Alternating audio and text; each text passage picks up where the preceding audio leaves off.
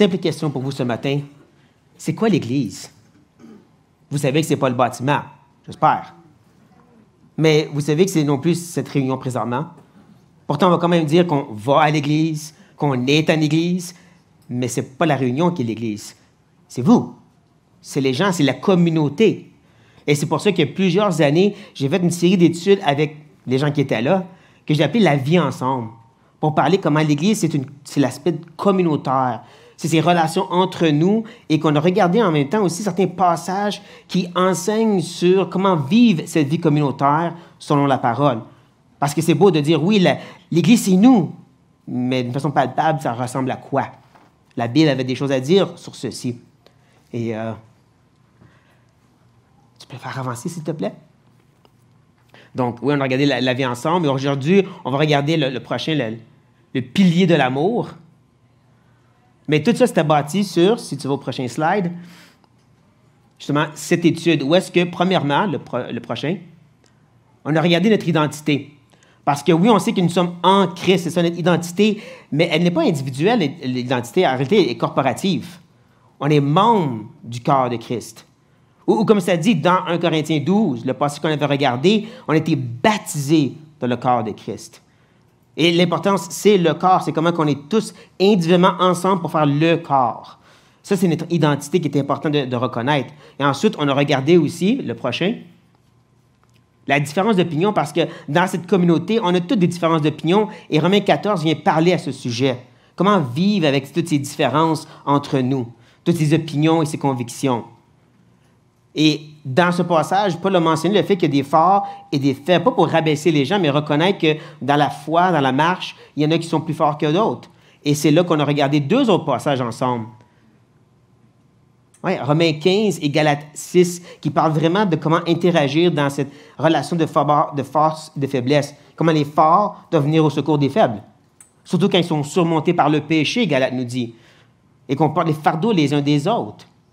Et pour pouvoir bien partager ces fardeaux en rapport avec le péché, on a regardé aussi, finalement, Jacques chapitre 5, où est-ce que ça nous parle de confesser les péchés les uns des autres, de façon transparente et vraie.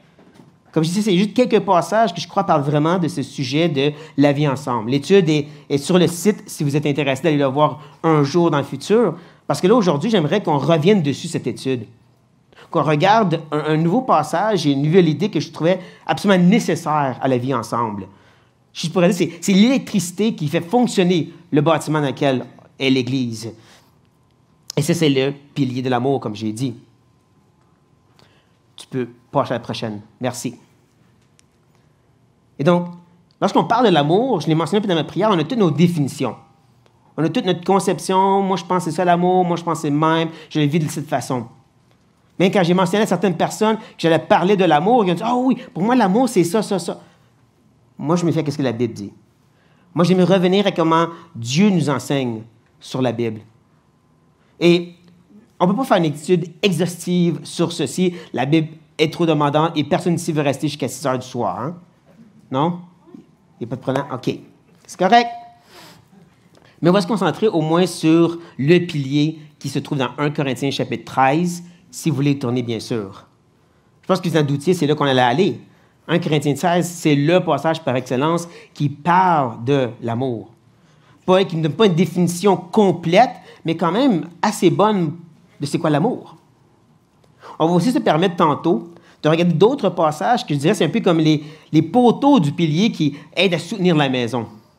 On va regarder 3 auteurs différents qui parlent de ce même sujet de l'amour et comment ils disent la même chose, mais ensemble. Yeah. Oups, trop vite. Inquiète-toi, je vais te dire quand ça va être temps, c'est pas tout de suite. Recule. Je ne vais pas faire trop une distraction parce que là, pour tout de suite, on va vraiment se concentrer sur 1 Corinthiens 13. Je vais lire les versets 1 à 7, mais nous, on va se concentrer sur les versets 4 à 7. Donc, 1 Corinthiens 13, à partir du verset 1, nous dit « Quand je parlerai les langues des hommes et des anges, si je n'ai pas la charité, je suis un airain qui résonne ou une cymbale qui retentit. Et quand j'aurai le don de prophétie, la science de tous les mystères et de toute la connaissance, que j'aurai même toute la foi jusqu'à transporter des montagnes, si je n'ai pas la charité, je ne suis rien. Et quand j'ai distribué tous mes biens pour la nourriture des pauvres, car je livrerai même mon corps pour être brûlé. Si je n'ai pas la charité, ça ne me sert de rien. La charité est patiente. Elle est pleine de bonté. La charité n'est pas envieuse. La charité ne se vante point. Elle ne s'enfle point d'orgueil. Elle ne fait rien de malhonnête. Elle ne cherche point son intérêt. Elle ne s'irrite point. Elle ne soupçonne point le mal. Elle ne se réjouit point de l'injustice, mais elle se réjouit de la vérité. Elle excuse tout. Elle croit tout. Elle espère tout. Elle supporte tout.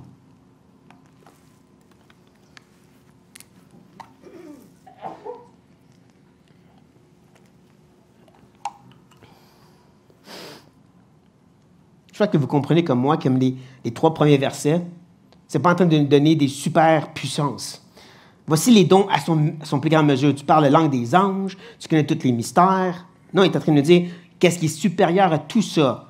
Mais les meilleurs des dons, c'est l'amour, c'est la charité. C'est ça qui est important et c'est ça qu'il veut rentrer dedans. Il faut se rappeler justement que ce texte, qui est souvent utilisé dans les mariages pour parler de l'amour du couple, parle de l'amour communautaire entre frères et sœurs, en réalité, que Paul est en train d'écrire à l'Église de Corinthe. Une Église qui a beaucoup de problèmes de division. Les riches se croyaient meilleurs que les pauvres. Ceux qui avaient des dons miraculeux se pensaient supérieurs à ceux qui avaient des dons plus normaux.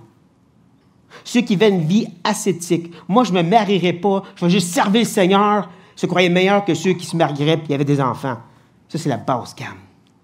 Et Paul prend l'épée de la parole et vient percer au cœur du problème, puis il dit, vous avez tout mal compris, l'important, c'est l'amour. C'est la charité.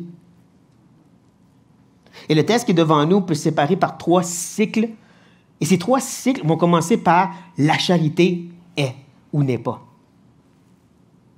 Il y en a qui sont plus grandes que d'autres, mais ça commence tout par cette idée de la charité est. Et ce qui est intéressant, justement, c'est que dans le grec, tu n'as pas besoin de mettre un pronom à quelque chose. Tu peux simplement dire agapé et en parler, et c'est correct. Si tu mets le pronom, c'est pour dire que c'est celui qui est supérieur à tous les autres, ou celui qui est le plus connu. Donc, le fait que Paul a pris le temps de dire c'est la charité, il est en train de dire c'est celle-ci qui est par-dessus tous les autres. Cet agapé, cet amour qui est bien sûr divin, qui est plus que juste la définition du mot. Et voici à quoi elle ressemble. Comme je dis, 3 cycles. Dans le premier, il y a un contraste à voir. Ensuite, il va aller au négatif. Et finalement, toujours dans le même verset, il va se lancer dans le plus grand des cycles, qui va se rendre jusqu'à la fin du passage. Ce cycle qui est grandement négatif. En étant en grande partie, il va dire que l'amour ne fait pas ça. À la place de dire l'amour est ou fait. Déjà intéressant, n'est-ce pas? Il parle beaucoup plus que qu'est-ce que l'amour ne fait pas que qu'est-ce que l'amour fait. Et ça, c'est important en passant. Même si certaines traductions vont le mettre un peu comme des adjectifs pour décrire l'amour, en réalité, c'est des verbes que Paul utilise. L'amour en action, en d'autres mots. Et comme je dis, c'est fascinant que beaucoup de cet amour ne fait pas certaines choses. Un peu comme souvent, Paul va nous dire « mets à mort » avant de revêtir les caractéristiques de Christ. Il va faire un peu la même chose ici. Donc, il commence au verset 4 avec le premier contraste. Cette charité, elle est patiente. Là, vous diriez, c'est pas très négatif, c'est la patience. Je suis d'accord avec vous. Sauf que le mot grec que Paul utilise parle vraiment de retenir la frustration ou le dérangement quand on a été attaqué. Bien souvent, c'est utilisé dans l'Ancien Testament pour parler de la longévité de Dieu. Vous savez comment il retient sa colère contre les pécheurs, qui est long avant d'agir. C'est ça le mot que Paul utilise ici. Donc, ça parle du fait que les gens vont venir nous déranger, nous blesser. Les circonstances vont être difficiles, mais tu te retiens d'agir. Et je ne pense pas être le seul ce matin à dire « Ouais, j'en ai vécu des circonstances comme ça. » Oui, j'en ai eu des interactions avec les gens qui « fallait que je me retienne un peu. » Et ce qui est intéressant, c'est que ce n'est pas juste « faut que tu retiennes de réagir » parce qu'ensuite, il va contrebalancer.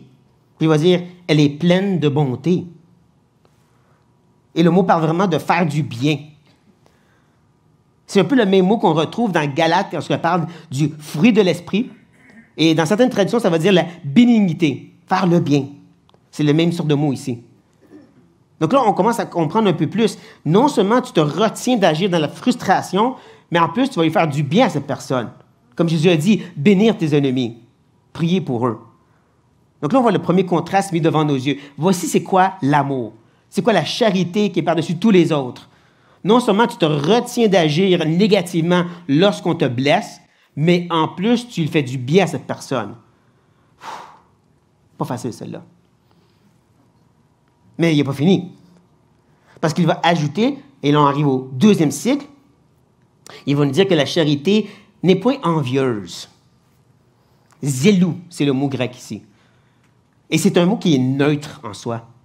Ça peut vouloir dire le zèle, vous l'avez peut-être entendu, d'être passionné et en feu pour faire du bien et des bonnes choses. Ça peut être aussi négatif. Jalousie. Tu es en feu, tu es passionné pour toi-même. Vous comprenez avec le fait que c'est négatif, la charité n'est pas comme ça, eh bien qu'on parle ici vraiment plus de la jalousie. L'amour n'est pas centré sur soi-même. Je veux ça. Je veux les choses de cette façon-là. On va voir que plus qu'on avance, beaucoup de ce qui est attaqué dans les aspects négatifs de ce que Paul parle, c'est centré sur nous-mêmes. L'amour n'est pas centré sur nous-mêmes. Et bien souvent, on est bon pour se justifier. Non, non, c'est vraiment pour le Seigneur. Mais arrête, c'est pour toi. Voici que Paul vient s'attaquer à ceci, avant de se lancer dans le plus grand des cycles, où est-ce qu'il va y avoir beaucoup de négatifs, comme j'ai dit, puis qu'il dit, elle n'est pas envieuse. Elle n'est pas jalouse. L'action que tu vas commettre n'est pas centrée sur « je veux les choses à ma façon ». Ouch. Et là, on arrive au troisième cycle, comme j'ai dit. Où est-ce qu'on va avoir une sorte de contrebalan, encore une fois. Les deux côtés de la même médaille, je dirais. Et sur cette médaille, c'est ta grosse face qui est dessus. La mienne aussi, inquiétez pas. Parce qu'il va dire justement que la charité ne se vante point et ne s'enfle point d'orgueil. Comme je dis, c'est les deux côtés de la même médaille centrée sur toi-même. Ou est-ce que, d'un côté, la vantardise, c'est vraiment, tu proclames tous tes grands bienfaits. Regarde tout ce que je fais pour Dieu. Comment je suis en feu pour le Seigneur. Regardez-moi. Et je ne suis pas du Jésus dans ça quelque part pour me sentir mieux. Mais c'est centré sur toi. Contrairement à l'autre côté, enflé d'orgueil, mais l'action, vous avez vu, le verbe, c'est d'être enflé. Pensez à une grosse montgolfière qui se remplit d'air chaud. C'est vide à l'intérieur. C'est ça l'idée. Donc ici, tu te vantes, mais c'est tout inventé dans ta tête. Tu es bon pour parler de toutes tes grandes choses que tu as faites, mais tu ne veux pas parler de toutes les fois que tu as péché contre Dieu. Regarde comment je sers le Seigneur. Peut-être la blessure que tu as causée aux gens. Non, pas important ça. Enflé d'orgueil. Donc, comme je dis, c'est deux côtés de la même médaille centrée sur toi-même. Il faut que les gens sachent ce que tu as fait, même si tu inventes des choses à mesure. L'amour ne fait pas ça. Ça commence vraiment à faire mal, n'est-ce pas? Je ne sais pas pour vous, quand moi j'ai étudié ça, j'étais comme, ça ne me tente pas de prêcher ça. Ça ne me tente pas parce qu'il faut que je le vive après. Mais le texte dit qu'est-ce qu'il dit. Et avant de se lancer dans la prochaine attaque dans ce cycle, au verset 5, je vais prendre une gorgée d'eau. Parce qu'on arrive au verset 5, il va dire « Elle ne fait rien de malhonnête ». Le seul mot-là m'a causé beaucoup de problèmes. Parce que le mot grec en soi veut littéralement dire « sans forme ». Ça veut dire quoi, ça, sans forme? De vraiment être au-delà des limites, ça veut dire quoi? C'est plus que juste malhonnête qui est ici. Mais quoi exactement? Surtout dans le contexte de « l'amour ne fait pas ça ».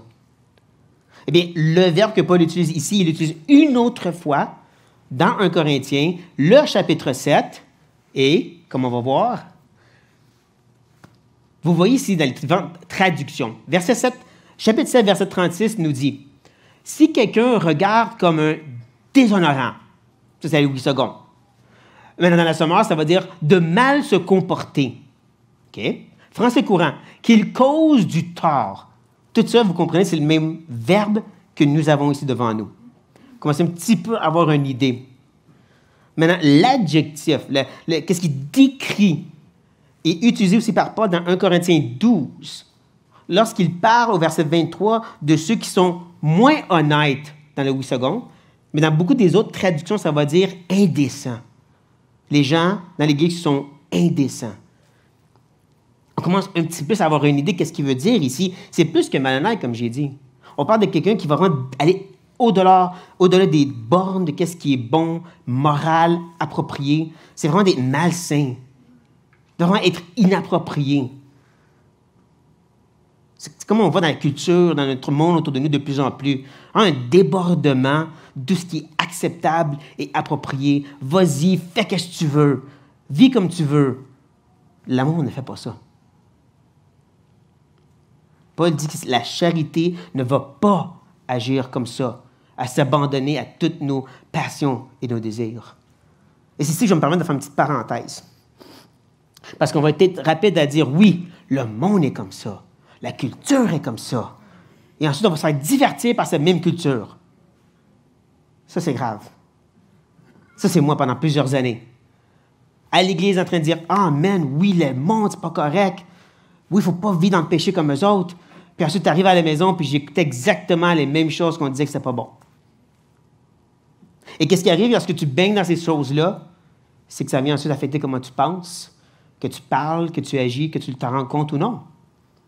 Parce que lorsque tu baignes dans cette réalité-là, bien, tu deviens comme cette réalité-là. L'amour ne s'abandonne pas à ce débordement-là.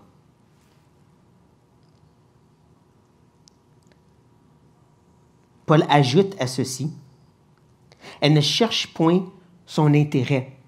Plus exactement même, elle ne cherche pas soi-même. C'est vraiment centré sur toi, comme j'ai dit. Et vous comprenez que le verbe d'action ici, c'est chercher. Ça parle vraiment d'une recherche ardue, une grosse investigation. Pensez que lorsqu'un enfant est kidnappé, l'alerte embarque sur tous les téléphones, tout le monde regarde pour essayer de le trouver. Sauf qu'ici, tu es centré sur toi-même dans ta recherche. Moi. Ça va bien avec ce qu'on voyait tantôt, la vantardise et l'enflement d'orgueil. Il faut que tout le monde sache ce que je fais. Il faut que tout le monde reconnaisse comment je suis incroyable. L'amour n'est pas en train de rechercher par une belle investigation bien zélée sur toi-même. C'est un peu ça que Paul discute avec les Philippiens dans notre prochain texte. Ne faites rien par esprit de parti ou par vaine gloire, mais que l'humilité vous fasse regarder les autres comme étant au-dessus de vous. Que chacun de vous, au lieu de considérer ses propres intérêts, considère ceux des autres. Ça, on va le voir en avançant quand il va parler des choses positives. C'est centré sur les autres, pas sur toi. Dans l'humilité, tu recherches à élever les autres. Oui, mais tu ne sais pas à quel point que je suis bon. Les autres. Aide-les à devenir meilleurs, donc, si tu es si bon que ça. Parce que l'amour, justement, n'est pas centré sur toi-même. Et là, ça va devenir encore plus pénible. Êtes-vous prête? Une autre gorgée d'eau? Bonne idée. Paul va dire... Oh, on ne peut pas chauffer ces slides. On ne peut pas mettre de la distraction au mur. Elle ne s'irrite point. Il faut comprendre ici, ce n'est pas juste être un peu irrité, dérangé.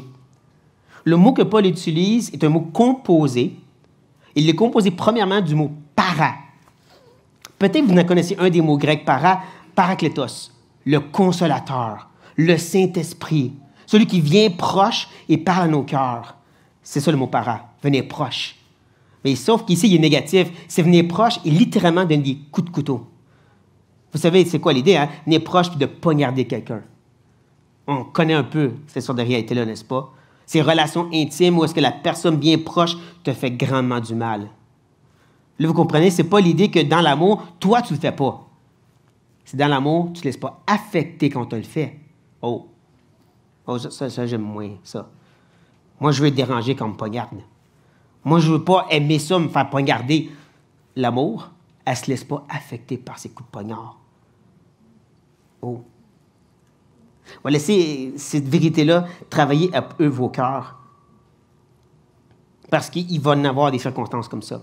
Si vous n'avez pas vécu, gloire à Dieu, vous allez en avoir. Désolé. Et ceux qui ont ri parce qu'ils n'ont eu. C'est la réalité. Les gens qui vont venir proches vont bien souvent nous blesser. Et c'est la circonstance que Dieu dit l'amour. Non pas, elle va te cacher ton cœur. Elle va juste déborder plus d'amour. On l'a vu tantôt. Hein? Elle ne répond pas au mal. que par le bien. Et je sais qu'on a notre première réaction à dire, oui, mais si quelqu'un pêche contre moi, je dois leur dire Matthieu 18, qui est très vrai. Sauf qu'il faut comprendre le contexte de Matthieu 18. Le but de ce texte, c'est pas de dire aux gens le mal qu'ils nous ont fait, c'est les aider à comprendre qu'ils sont en train d'être infectés par le péché. C'est pour ça que s'ils n'ont pas compris le mal qu'ils ont fait, il faut aller voir avec d'autres personnes, avec l'Église, mais s'il le faut, parce que le péché a pris le dessus sur leur cœur. Un peu comme 1 Corinthiens 5. Le but, c'est vraiment de secourir cette personne qui est affectée par le péché et endurcie, qu'il persévère. Il faut que ça arrête. Mets-les sur discipline. C'est ça le but. C'est d'aider l'autre personne, encore une fois. Pas, tu m'as blessé, il faut que je te le dise. Non, c'est le péché a fait quelque chose dans ta vie, au point que tu es venu me poignarder. Je dois t'aider. C'est ça qu'on doit se rappeler de Matthieu 18 et 1 Corinthiens 5.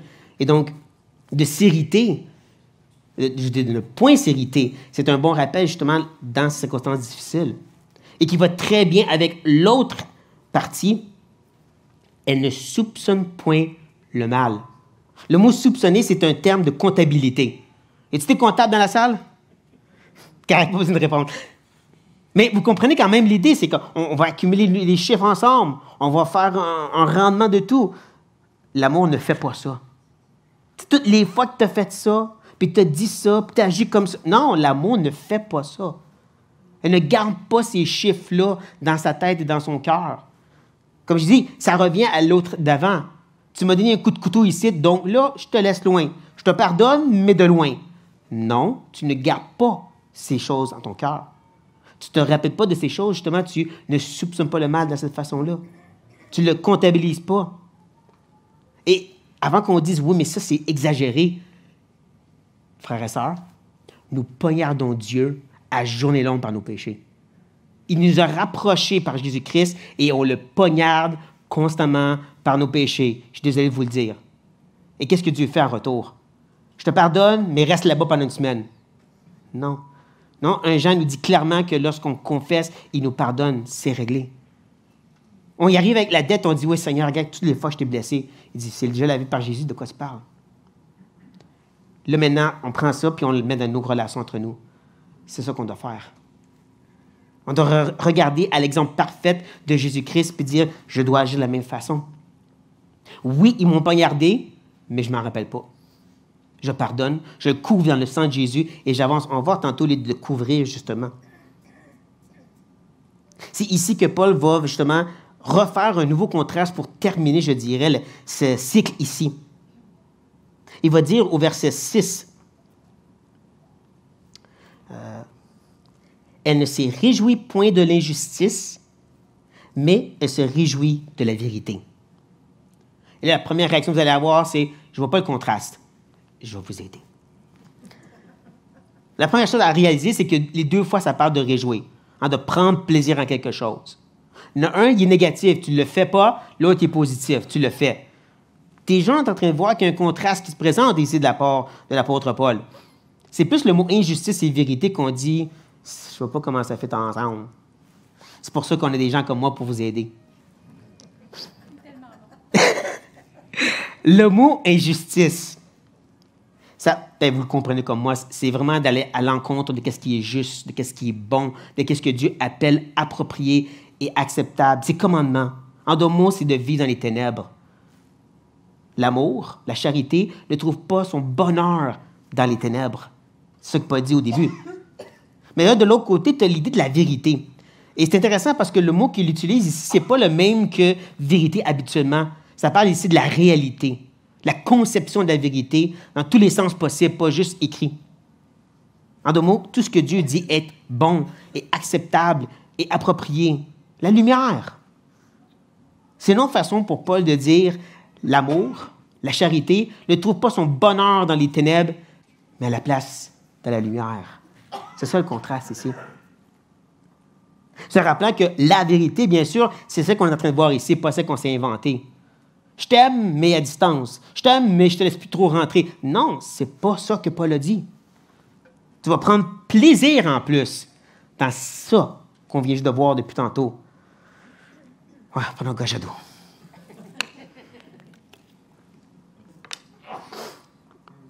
je le passe un peu en farce, mais j'espère qu'à ce point-ci, vous êtes en train de dire, j'ai encore beaucoup à apprendre sur qu'est-ce que c'est l'amour, selon Dieu. Qu'est-ce qui est ce standard parfait de la charité. Et Paul va nous aider parce que, arrêtez, le dernier verset, verset 7, va nous revenir sur le positif. Vous voyez comme moi, c'est 4 éléments très positifs. Voici les 4 actions. Elle excuse tout, elle croit tout, elle espère tout, elle supporte tout. Très positif, ça. Et même, je dirais, ça vient contrebalancer tout le négatif qu'on a vu depuis tantôt. Vous voyez aussi comme moi comment les deux du milieu semblent être des synonymes qui vont ensemble. Croire et espérer. Et les deux derniers aussi. Supporter et excuser. Arrêtez, le mot que Paul utilise ici, excuser, veut littéralement dire un toit. Ça parle d'un recouvrement. Donc, ça parle, oui, comme le toit qui peut porter des grosses tempêtes de neige, si vous voulez. Donc, c'est comme supporter, ça prend, mais c'est aussi l'idée de protection. Comme si c'est similaire à supporter dans le sens que tu prends beaucoup de charges et tu continues à avancer quand même, comme le mot supporter dit. Mais j'aime que Paul utilise un mot qui parle vraiment d'un toit, d'un recouvrement, parce que tantôt on a parlé comment le zèle, c'est cet débordement de passion. Bien, tu vas mettre un petit couvercle d'amour dessus pour ne pas aller trop loin dans ce que toi tu veux. Ou on a parlé des blessures que les gens peuvent nous faire. Tu mets un recouvrement sur ton cœur pour les blessures que tu vas avoir des gens proches. Pas un recouvrement qui t'empêche de venir les rapprocher. Le recouvrement qui est amour, bien sûr. Parce que c'est ça qu'on vient de voir depuis tantôt. Et comme j'ai dit, de croire et d'espérer, c'est des synonymes. Mais croire et espérer quoi exactement dans le contexte ici? Bien que je vais pouvoir mettre en pratique ceci. Et même si les gens vont me blesser, je crois et j'espère qu'ils vont grandir et changer. Celui qui a commencé une bonne œuvre en eux va la compléter. Il va œuvrer en eux pour sortir ce qui est plaisant pour lui. De la même façon que nous sommes une source de dérangement et de blessures pour des frères et sœurs autour de nous, désolé de vous le dire, et qu'eux espèrent que nous aussi, on va grandir et maturer, c'est la même chose ici. On va croire et espérer que si je mets en pratique ce que Dieu dit ici, et je vais avoir des blessures et des coups durs, non seulement il va guérir, mais il va aussi agir dans la vie des autres. Et donc, même si je vais laisser rapprocher cette personne qui m'a donné 20 coups de couteau à date, je vais croire et espérer, la prochaine, il n'y en aura pas. Parce que Dieu est à l'œuvre dans sa vie pour le changer. Comme il en l'œuvre dans ma vie, pour me changer. Voici ce pilier de l'amour, aussi demandant et extraordinaire qu'il peut l'être. Et comme je dis, j'aimerais voir plus en pratique cet amour en regardant 3 passages qui approchent l'amour un peu de la même façon, mais qui ajoutent des petits détails à chacun. Les passages, si vous voulez tourner à vos Bibles et vous promener, sinon ils vont être au tableau, c'est libre à vous, mais c'est ça les 3 passages qu'on va regarder. Donc, nous allons regarder ensemble Romains 12, et ensuite, on va regarder 1 Pierre 4, et ensuite, on va regarder Hébreux 13, et non pas les chapitres au complet. Juste quelques versets que je crois parlent vraiment de ce sujet de l'amour. Et comme je dis, tous les 3 vont approcher le même sujet, mais avec une facette différente qui va, je trouve, compléter notre étude ce matin. Donc, on va commencer à arrêter avec Hébreux 13. Merci. Donc, Hébreux 13, premièrement, persévérer dans l'amour fraternel. Il faut se rappeler que les gens à qui il écrit sont en train de vivre des grosses persécutions intenses. Certains ont perdu leur maison, d'autres ont été emprisonnés, et à cause de cela, certains ont commencé à se reculer de l'Église et retourner au judaïsme. Il y a beaucoup de blessures et de tensions dans l'Église d'Hébreux. Et c'est pour ça qu'il doit dire persévérer, continuer, même sous la pression de tout ce qui s'est passé, continuer dans cet amour fraternel les uns envers les autres. Ça peut être tentant de dire « Ouais, non, je n'ai assez d'eux autres ».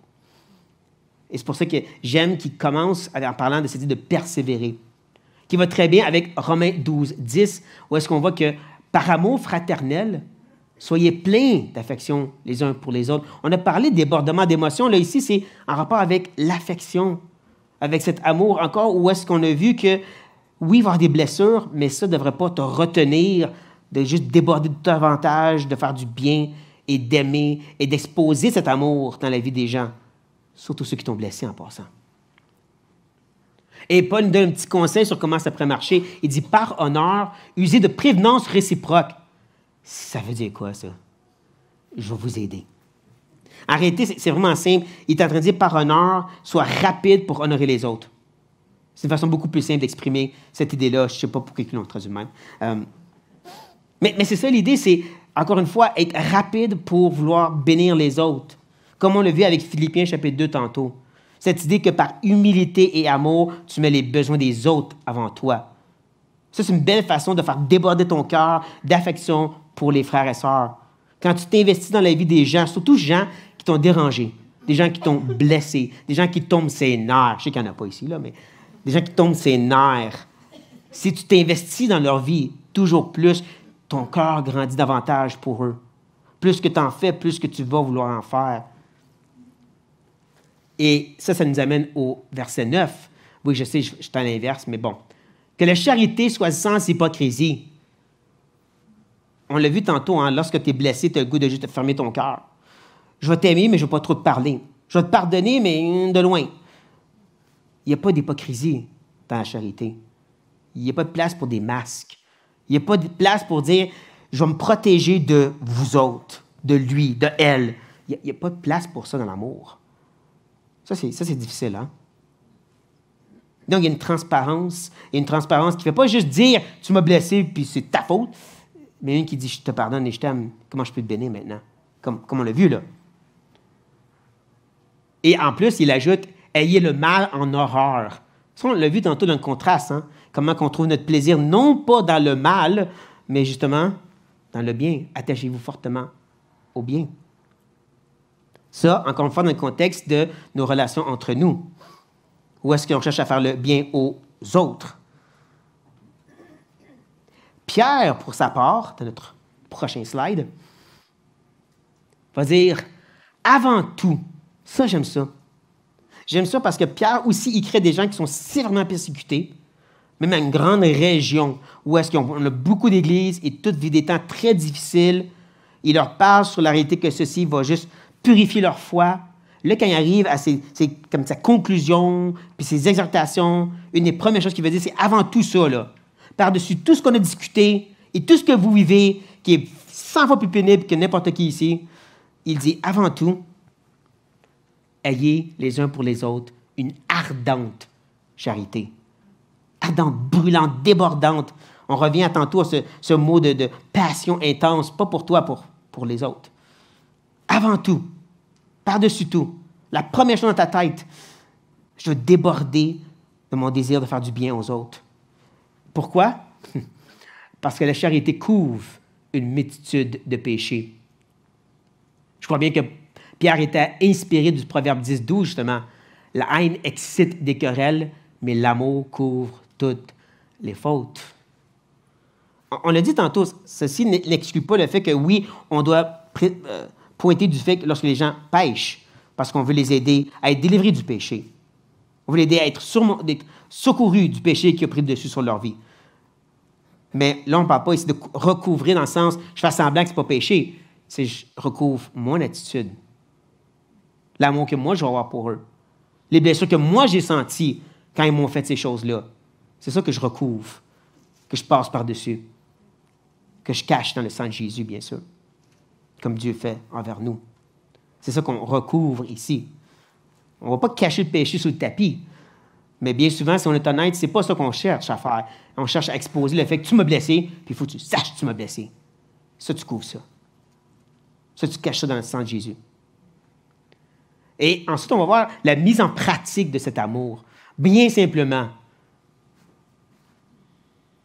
Paul va dire de cette fois-ci, pourvoyer aux besoins des saints et exercer l'hospitalité. Pierre, j'aime ça, il ajoute sans murmure. Parce qu'il faut comprendre que dans ce temps-là, l'hospitalité, c'était pas juste tu restes tu viens manger une soirée ou deux. Là. On parle de rester chez des gens pendant des semaines et des semaines. Ça se peut que ça tombe ses nerfs à un certain point, qui viennent déranger un peu ta petite vie. Sans murmure. Sans te laisser affecter par ces choses. Parce que tu veux déborder davantage d'amour pour eux. Hébreu, lui, va nous dire, n'oubliez pas l'hospitalité, car en l'exerçant, quelques-uns ont logé des anges. Je ne veux même pas assez comprendre la profondeur, qu'est-ce que ça veut dire, mais je vais me concentrer sur l'autre partie. Souvenez-vous des prisonniers, comme si vous étiez aussi prisonniers, de ceux qui sont maltraités, comme étant aussi vous-même dans un corps, ou plus exactement, comme si vous autres aussi, vous pourriez être à leur place. C'est ça l'idée ici. Mettez-vous à leur place. Si tu es emprisonné, fort probable que ta famille va être laissée à eux-mêmes. Dans ce temps-là, les femmes ne pouvaient pas travailler. Et non seulement ça, bien, on va tous savoir que c'est à cause que tu es en prison. Donc, tout le monde va être contre eux. Tout le monde va les rejeter. Tu n'aimerais pas, si tu serais à leur place, quelqu'un va s'occuper de ta femme et tes enfants? Ou les gens qui sont en prison, dans ce temps-là, il n'y avait pas de couverture, il n'y avait pas de nourriture. Le gouvernement ne pourvoyait absolument rien. Donc, ils dépendaient des gens qui venaient les visiter pour leur donner la nourriture. Mets-toi à leur place. C'est pour ça, justement, le dernier petit verset, Paul va dire, « Réjouissez-vous avec ceux qui se réjouissent, pleurez avec ceux qui pleurent. Mettez-vous à leur place. » Ça va aider énormément, justement, lorsque ces gens viennent nous blesser, lorsqu'il y a des relations plus difficiles. Mets-toi à sa place. Mets-toi à sa place et donc aime-les comme si ce serait toi que tu aimes. Donc non, ce n'est pas une étude exhaustive que nous avons faite ensemble ce matin.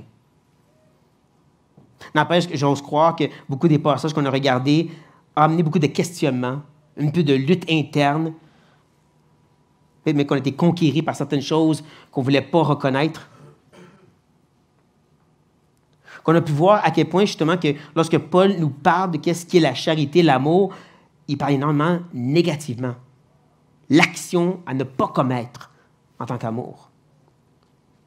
Parce que comme j'ai dit, autant dans Colossiens que dans Éphésiens, Paul va parler de cette idée, tu dois premièrement mettre à mort le vieil homme. Et je crois que c'est un peu ça qui se passe ici. Il y a vraiment une réalité, ce vieil homme va leur prendre le dessus, va leur justifier beaucoup d'attitudes, dire non mais j'aime quand même, le vieil homme doit mourir. Ce qu'on a vu, c'est une façon de tuer ce vieil homme. Et ensuite, tu peux revêtir le nouvel homme, qui veut vraiment s'investir dans la vie des autres. Je ne sais pas si vous avez pris le temps de lire Colossiens chapitre 3 et Éphésiens 4, 5, 6, mais vous allez voir à quel point que beaucoup de ces caractéristiques ressemblant à Christ, le nouvel homme qu'on doit mettre, fait beaucoup de bien aux autres. C'est beaucoup centré sur ça. Je donne juste un exemple dans Éphésiens. Il va dire justement que ceux qui volaient cessent de voler, travaillent pour donner aux autres. Intéressant ça, hein? Ça, c'est juste un exemple où est-ce qu'on voit encore et encore l'idée, c'est de faire le bien aux autres, de te mettre à leur place, de donner à eux comme si ce serait à toi-même que tu donnes. Qui va vouloir donc inclure le fait que tu ne peux pas être irrité, affecté lorsque les gens viennent te blesser. C'est ça, comme je dis, c'est la partie difficile. Jusqu'à temps qu'on se rappelle que celui qui était égal à Dieu, qui n'a pas vu comme une proie à arracher, de rester égal à Dieu, mais qui s'est humilié dans son incarnation pour des ennemis. Tous ont péché et sont privés de sa gloire. Ça, c'est à vous autres. Ça, c'est à moi. Ça, c'est tout le monde. Jésus est venu pour des ennemis, pour des gens qui péchaient volontairement contre Dieu, qui ne voulaient rien savoir de ce Dieu. Il est venu pour eux. Volontairement, il est venu prendre ses dettes et même il a rapproché des gens qui l'ont toutes poignardé, l'ont trahi, l'ont abandonné. Sa propre nation l'ont rejeté. Crucifie-le. Littéralement, on veut que tu le perces. On veut que tu le frappes. Et pourtant, il l'a fait volontairement, par cet amour débordant pour eux. Jésus, par sa vie, sa mort et sa résurrection, est ce témoignage vivant de qu'est-ce que c'est l'amour, de qu'est-ce qui est réellement la charité sur deux pattes. Et quand tu regardes ce standard-là et les passages que nous avons vus, on pourrait les voir comme des petits faisceaux de lumière qui nous ramènent à la source de la lumière glorieuse, parfaite de qu'est-ce qu'est l'amour. Mais le fait, c'est qu'en regardant tout ceci, ça devrait nous amener à questionner beaucoup de comment que nous, on perçoit l'amour, comment nous, on définit et justifie l'amour, même en tant que chrétien, pour revenir se soumettre à ce que Dieu a dit, par la grâce de l'Éternel. Prions.